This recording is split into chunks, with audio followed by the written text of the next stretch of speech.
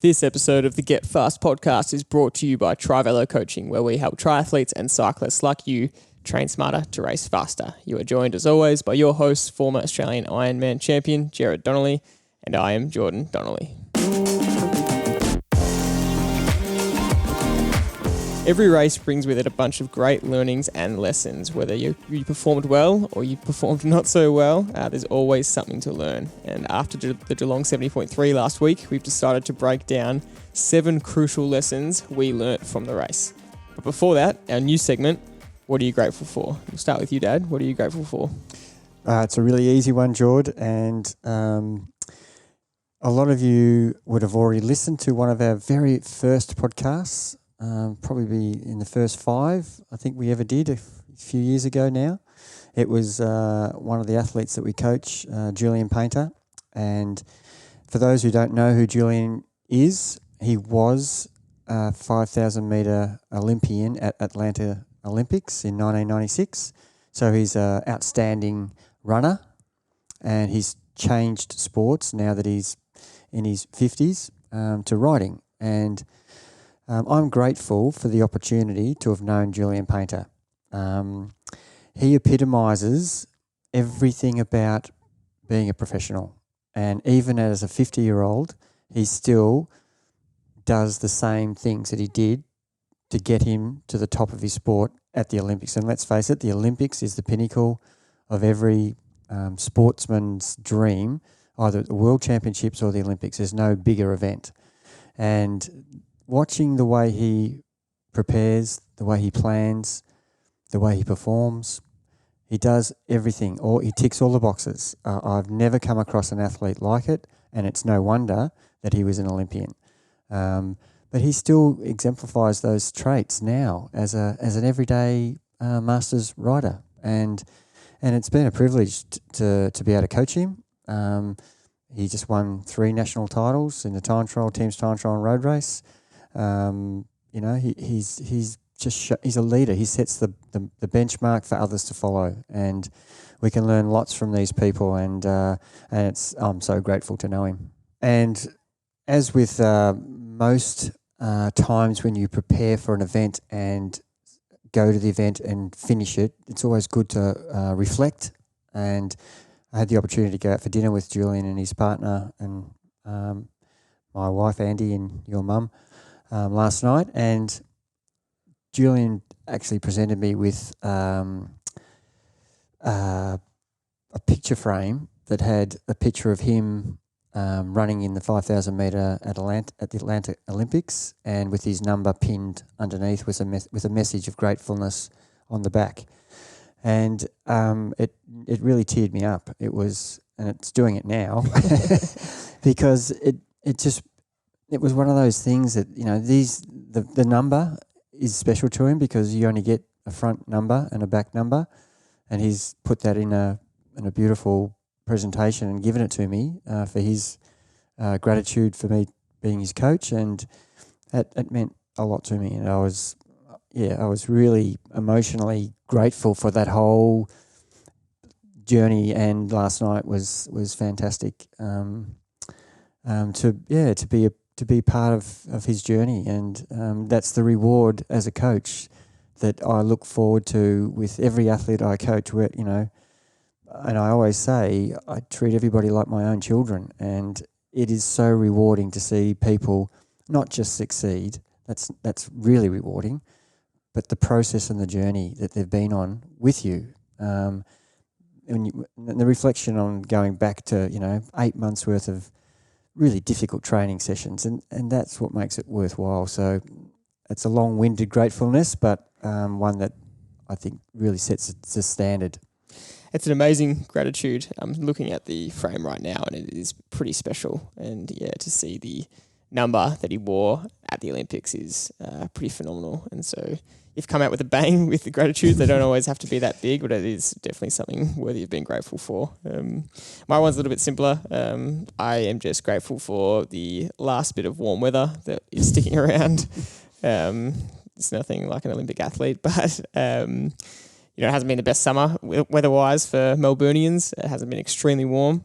So at the moment, just soaking up every good day possible. And you called me yesterday and just said I had to go outside and go for a ride because it was such a good day. So that's my gratitude, is just to be grateful for the warm weather. Awesome. To our normal segment, what's caught your attention? What's been catching your attention lately? Well, definitely I watched a documentary a couple of weeks ago, and it was on Dustin Martin.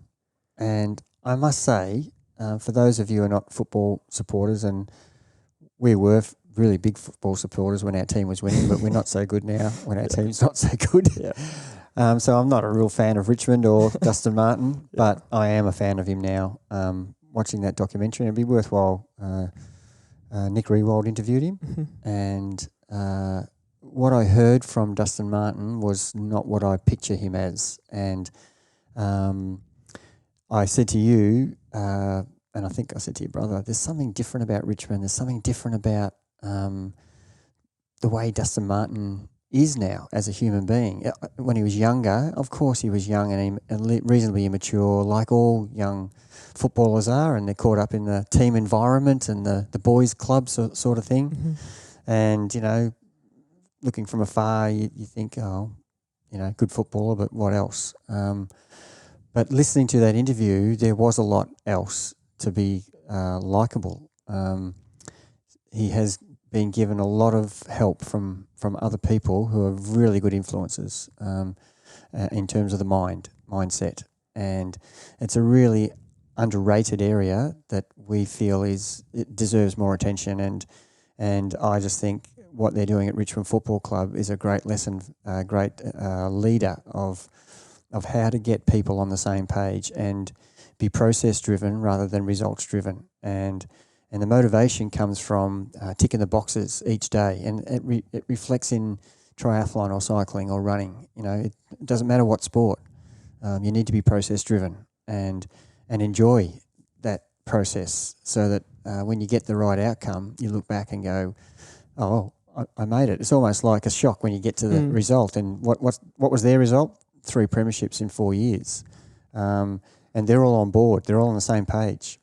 They're all planning together. They're all performing together. They're all preparing together. It's no different to what you would be doing as a triathlete aiming for your next event, your next half Ironman or Ironman, a cyclist going for the big A race. Yep. You've just got to have this part of your preparation equally as important as the physical side of your preparation. You've got to understand that it is a process. There are going to be highs and lows along that journey. And the person who can remain vigilant and consistent is going to get the best outcome. So process-driven for the outcome.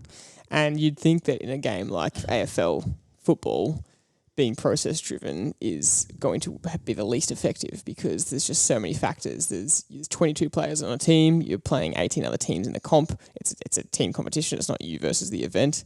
And really, 17 teams are losers throughout the year. Only one team is a winner, and that's the team that wins the grand final. And so it's so much about the result. And so how can process-driven be so good in such a team environment? And the fact that it works for them, they're so process-driven that the result takes care of itself, and they win 3 premierships in 4 years. And I hate, like you said, giving Richmond any props. But the fact is that's what they've done. And that process-driven seems to be the key to it. And the fact is that if they can do that, then in an individual sport like triathlon or cycling time trial, or even in cycling races, you can be process-driven as well and have more chance of a successful result. You have to be on board with the plan, don't you? Everybody has to be on board in a team environment.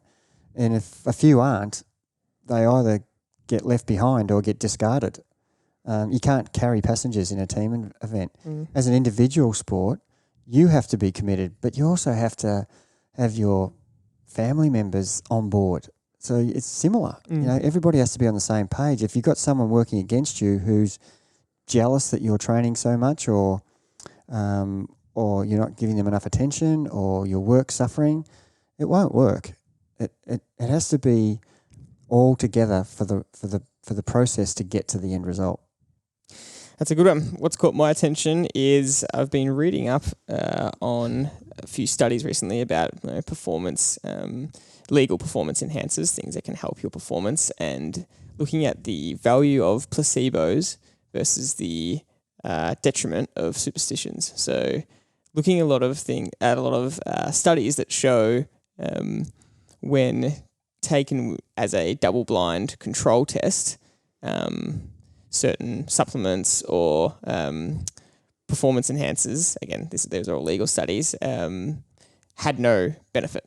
But outside of the tests, anecdotally, had hundreds of anecdotes of people swearing that they helped their performance. And so if it helps you, if you think it helps you and you're in a better mindset for it, then maybe it's worth doing. There's lots of people that have little things that they do for their performance. They eat something, or they have a certain carbs drink, or they have certain gels or certain supplements that they believe is helping their performance. And I think there is huge value in that, and it's quite underrated, even if it actually doesn't scientifically, or the science doesn't actually prove it. If you think it's helping your mindset, then you might perform better because of it.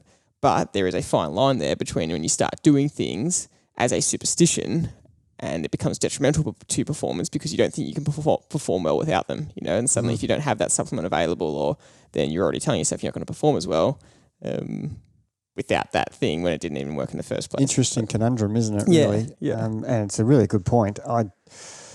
Looking back on things that I definitely felt was no basis for doing this, but I knew that it got me in the zone. And so that's what I did.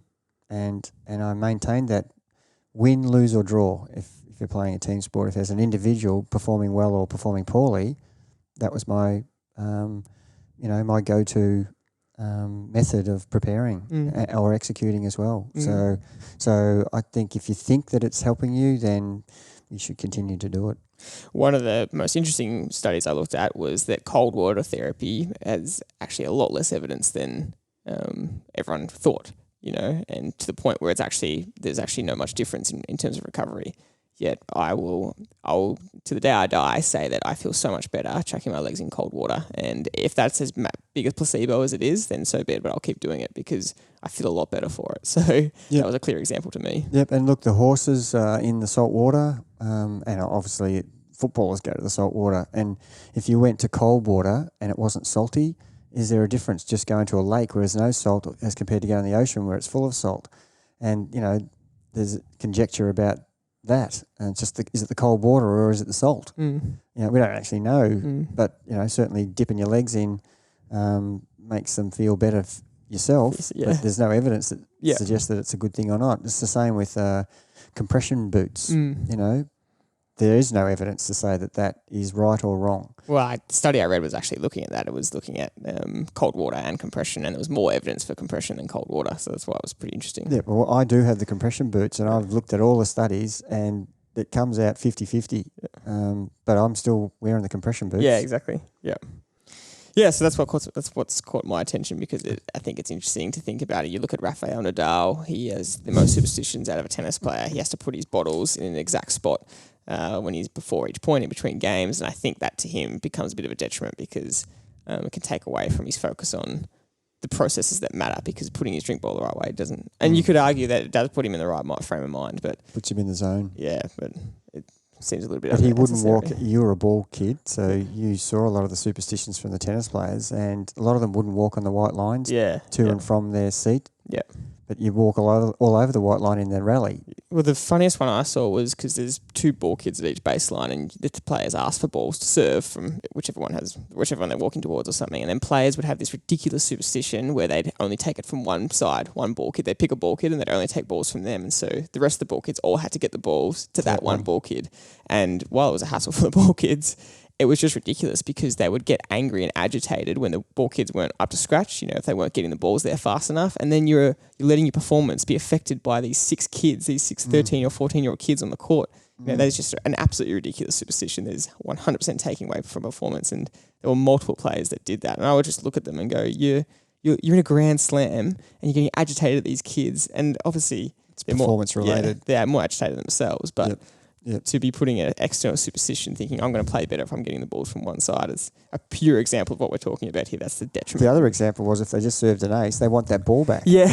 So they're not going to hit any other ball. Yeah. How many balls are on the court at a time? 6. So Yeah. they'll just, I want that ball back. Yeah.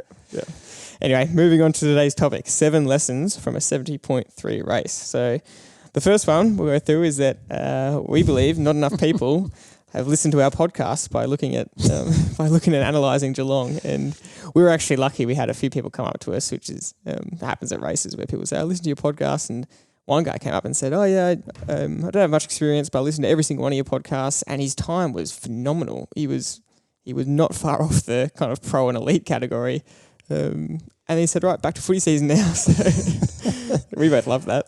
That was great. Yeah, Yep. Yeah, definitely. Clearly, our words have gone on deaf ears, or people did actually hear it. But yeah, like we've said in many of the podcasts, it seemed to me like 95% of the field don't have a plan, and that's kind of one of the things that's pretty important. Yeah, I mean, one thing that we said in summary was that you could tell by watching through body language who was in control of the event and who was at the mercy of the event, and that's quite clear when you get into the end of the bike and the end of the run. You know, if you haven't performed to your numbers, to your plan, so to say, then you're going to be at the mercy of the event and you're going to be just getting through and suffering through. Whereas those in control will have, and it shows in that body language, they're in control right through to the very end of the run. Yeah, it was so obvious, wasn't it? And we stood there for, nearly 3 hours watching all of the runners, and we were waiting for our particular Trivelo runners to come through, and you could see, because people run past you 4 or 5 times, so you could see the changes in their body language and even their mindset.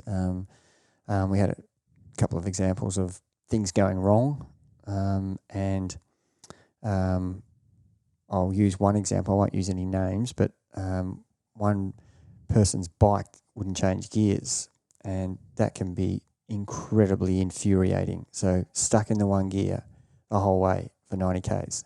That might be okay in a flat course, but this course had headwind and hills, and you're in the wrong gear going up a hill. It's going to blow your legs to pieces.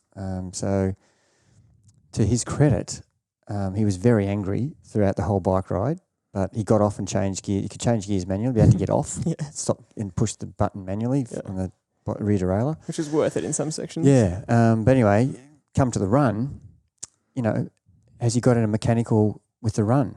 No, he hasn't. But he's still carrying the baggage from the mechanical, the mindset of woe is me, which is a fair enough reaction. This is crap. But it's not affecting your run.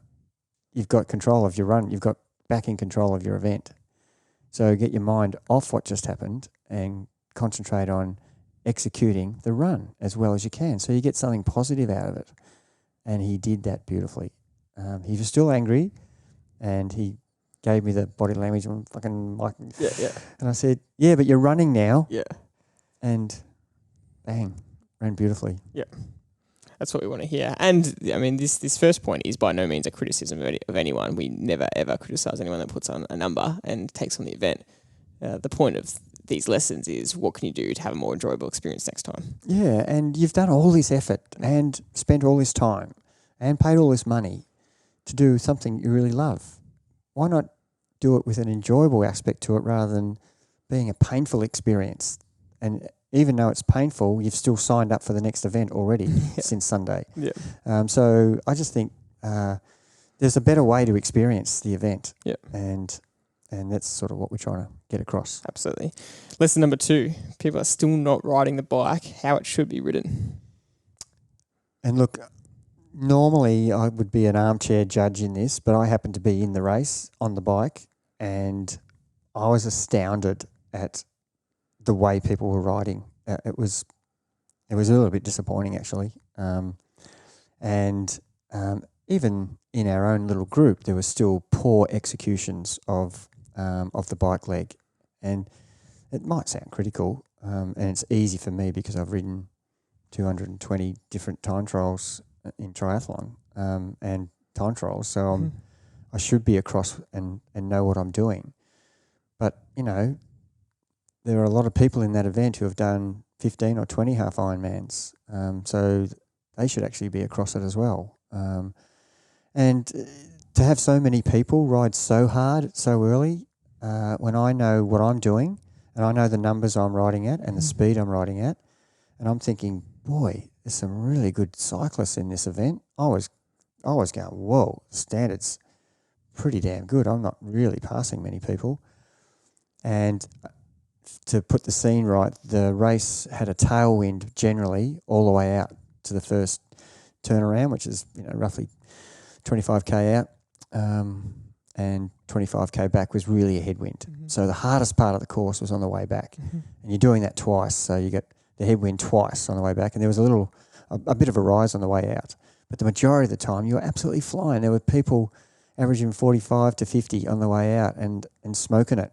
And when we turned around, they all basically fell apart into the headwind. And I started passing people with ease. And I'm thinking, no, they're not good bike riders. They have just ruined their race in the first 25k.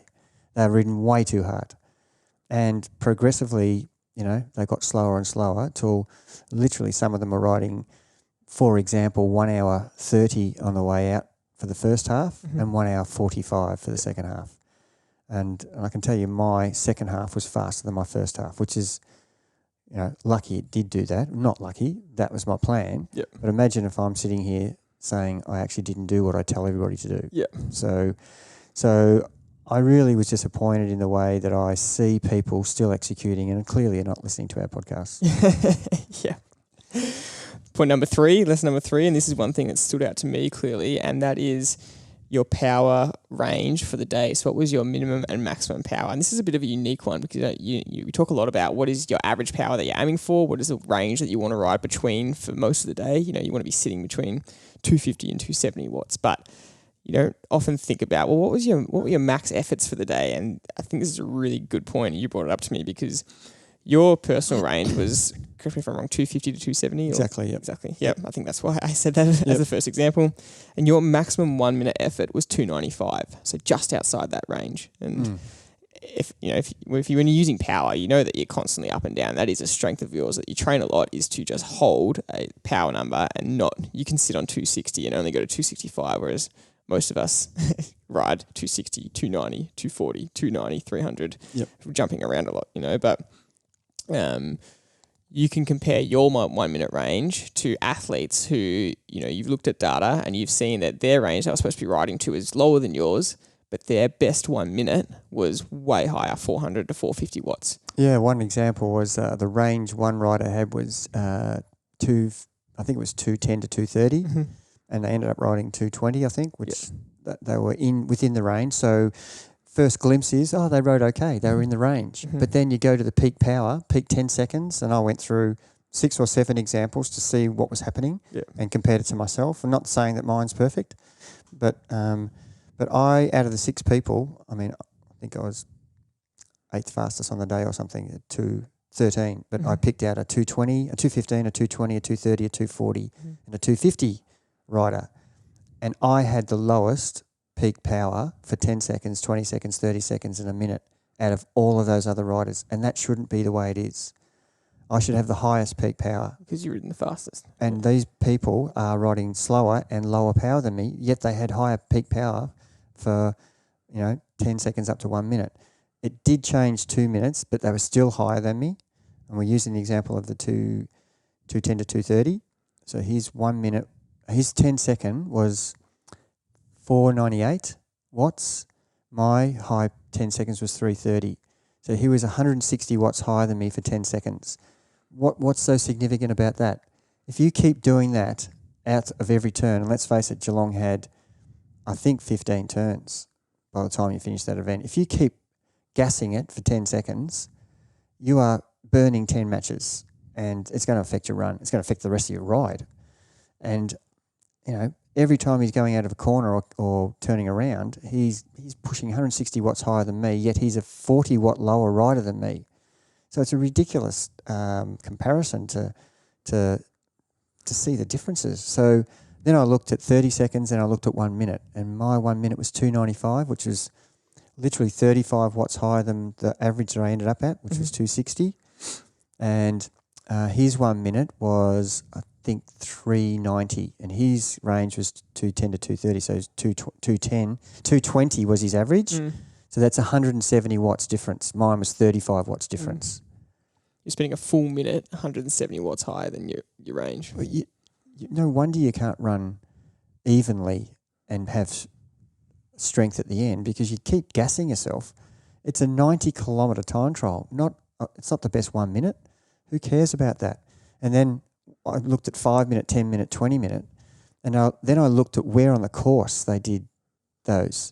And a lot of the peak power was downwind with the tailwind. And my best 30 minutes was my last 30 minutes into the headwind. And that enabled me to have a negative split, a faster time, higher power. I averaged 260. My last 30 minutes, I averaged 278 because coming home strong.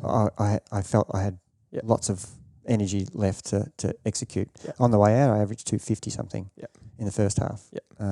So, where it counts, the bike's going slowest, bump up the power.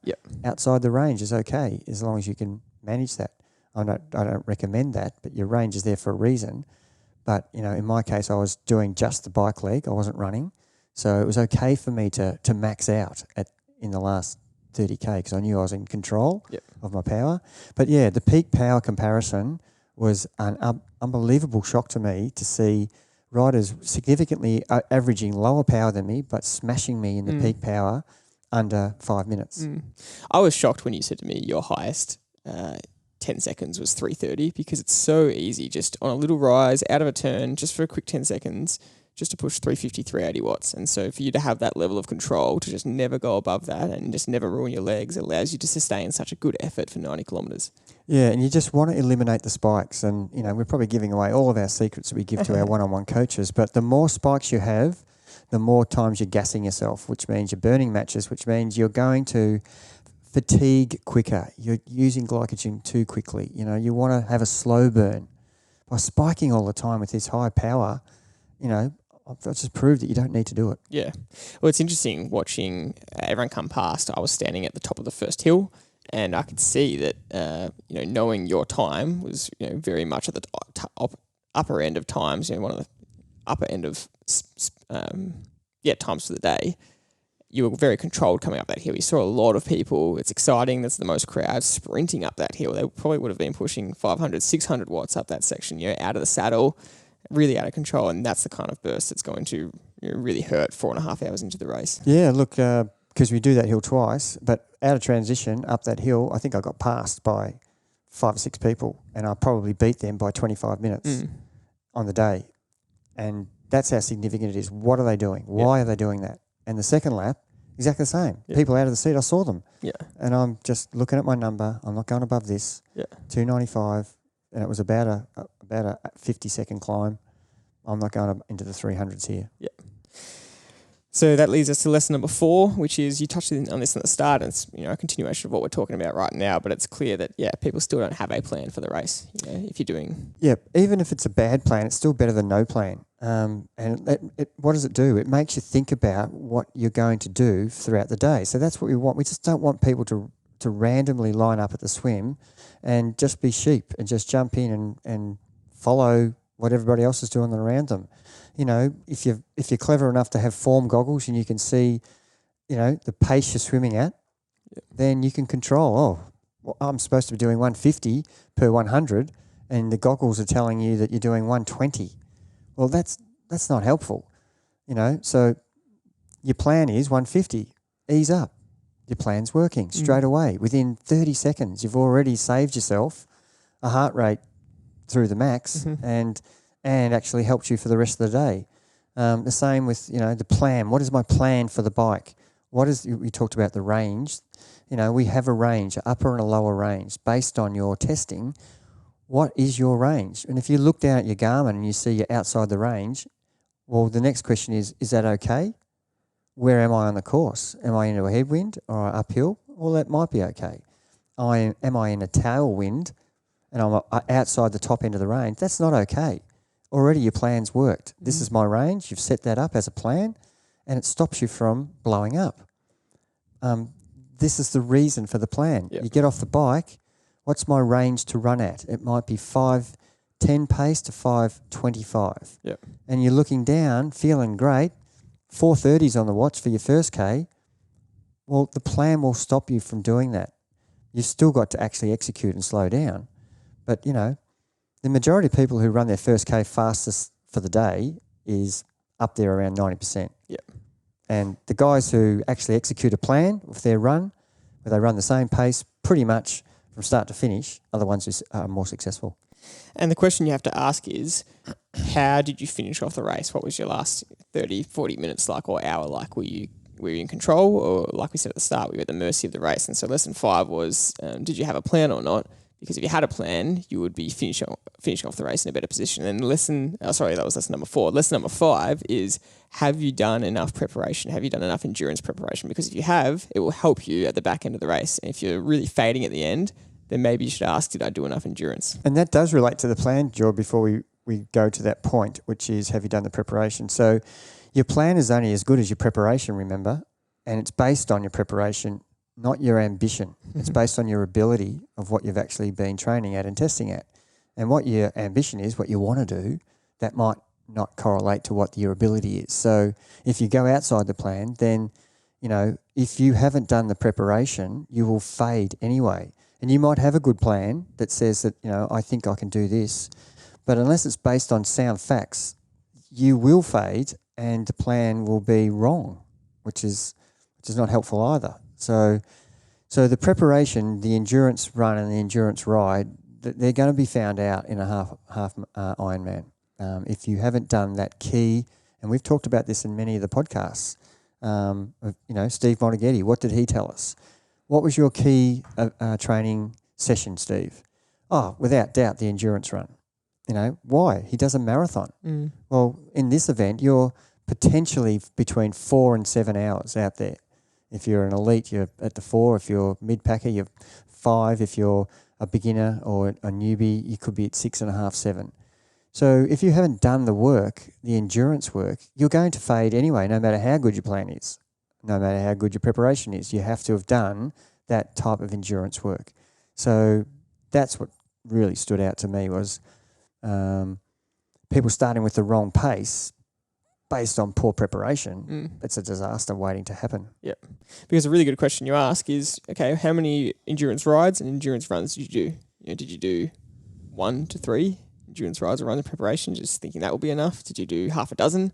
Yep. Or did you do it every weekend for the last 12 weeks leading into the race, or 16 weeks? And look, I don't like using myself as an example, but I happened to be in this event, and prior to the event, I had done 4 90K time trials, race conditions. So I was practice race conditions. Yeah. So I was prepared and knew exactly what my numbers were, and I'd done one of them on the course. Yeah. And of course the wind conditions were slightly different, but that's a whole new coaching aspect of how to ride power in the wind. But the main point of knowing that is that just up before the race, I got ill, and I was wondering about my preparation. Should I actually plan differently? Because for 10 days I basically rode the bike once or twice due to probably 5 days out. You didn't even know if you're going to race. That's right. So then you have to actually adjust things and not knowing whether it's going to affect you. So you have to make minor adjustments, even though you've done good preparation. These are the key things that you need to think about on race day. Spot on. Lesson number 6, equipment problems. This is one that can sometimes be out of control, but you still want to be able to do everything in your power to control your equipment. Yeah, and we did talk about in one of the previous podcasts, getting your equipment right before race day. And, a couple of messages, my handlebars started to come loose. Well, that just ruins you. Your whole mindset is, I can't sit in the right position. I'm forever holding the bar up. It's flopping. I don't have the tool to fix it. Well, how did get there in the first place? Is it just a loose screw, or, it can be unlucky, but did it get checked by the bike shop? Did the bike shop make a mistake? So there's 100 things can happen. I know that one of our guys got a puncture. The question is, were they new tyres? But you still get punctures with new tyres. Yeah. But maybe the tyres were a little bit old. Yeah. But we don't, you're still going to get a puncture. If you get a puncture, you get a puncture. Yeah. Your gear's not changing. They're examples of things going wrong. Getting a penalty box, spending 5 minutes wasting your time in a, these are the things that can go wrong. It's not an equipment thing, but it can really sabotage your mindset, like we talked about earlier. Yeah. So you try to eliminate and get all these things right beforehand, and sometimes you're a little bit unlucky. And I definitely was. That was the one thing that I was worried about, was when I'm in a team situation. If I was doing it by myself, it would be less of stress to me. But because I had a swimmer and a runner relying on me, I was paranoid about getting a puncture. And, I had really good new tyres on, but still, could happen. It could happen. And that, we ended up winning the team's event, but it could have been, puncture could have cost us. Yeah, and that's why you've just got to do everything in your control to make sure that you've done everything in your power. And if something unlucky happens, then so be it. But we also saw a lot of drink bottles coming off in the course. We did, yeah. And people just dropping it out of their hands, or it coming out of their drink bottle holders. And some courses are really rough. There were a couple of little speed humps going out of the park. There were 3 in a row, and you crossed them 4 times. And and there were some really bumpy bits in the park. So the potential for your drink bottle to come out could derail your race because you've lost your nutrition. So that has a massive effect, as bad as a puncture. And one of our athletes, I thought this was really smart, lost their drink bottle early and actually stopped riding, turned around and got it because they decided that the value of their nutrition was too much to lose. They were willing to lose a minute and a half on the bike because otherwise the whole race could be derailed. They could lose 15 minutes in the run because they didn't have the nutrition, or half an hour in the run. That's how bad it can be. Yeah. Great decision to go back. And look, some drink bottle holders are just not up to it. So you need to spend the money on getting a tight fitting one, and then you've got the fine line of, I can't get the bottle out. It's so tight. So, you've just got to make sure your equipment you're happy with. That's why practicing the course is important. If you've ridden those bumps before, you'd know whether you... Exactly, yeah, whether the bottles stay in or stay out. Yeah. Nothing changes, the road's still the same. And that leads us to lesson 7, which is, again, knowing the course.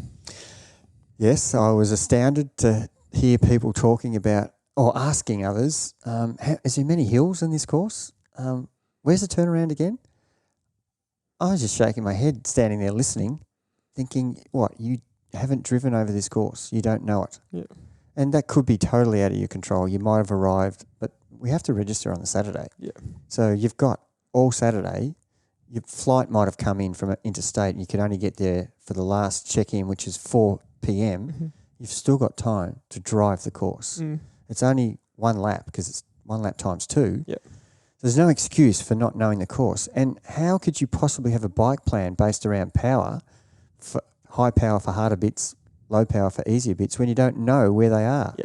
How many turns are there? Is it going to affect your normalised power compared to your average power? Yeah. And it will, massively, because you're turning so often, the pressure's off the pedals, which means your average power is dropping, but your normalised will stay high. So I was just flabbergasted that people didn't know the course and the running course. I didn't realise there were so many hills. Well, what, you hadn't actually ridden your bike over the running course? It was literally only 5K from one end to the other. So that's just basic preparation. And it was really disappointing to hear people come to an event who do all this effort, yet a basic part of it is they're happy to forego. Yeah. Which, is going to end up in a poor result. Yeah. And I laugh because you use the word disappointing like you're talking to one of your children or you're a teacher really disappointed in their student. And it's because you're saying it from a place of love and care that you want people to have a better experience. And I think that we both definitely, we might have sounded critical this podcast, but all of it was designed to help people get better. Constructive criticism and post-race criticism. You learn, I've said this to many of our athletes, you will learn more from failure than you will from success. And you need to analyse post-race exactly how you performed and be brutally honest with yourself and ask some other people, I did this.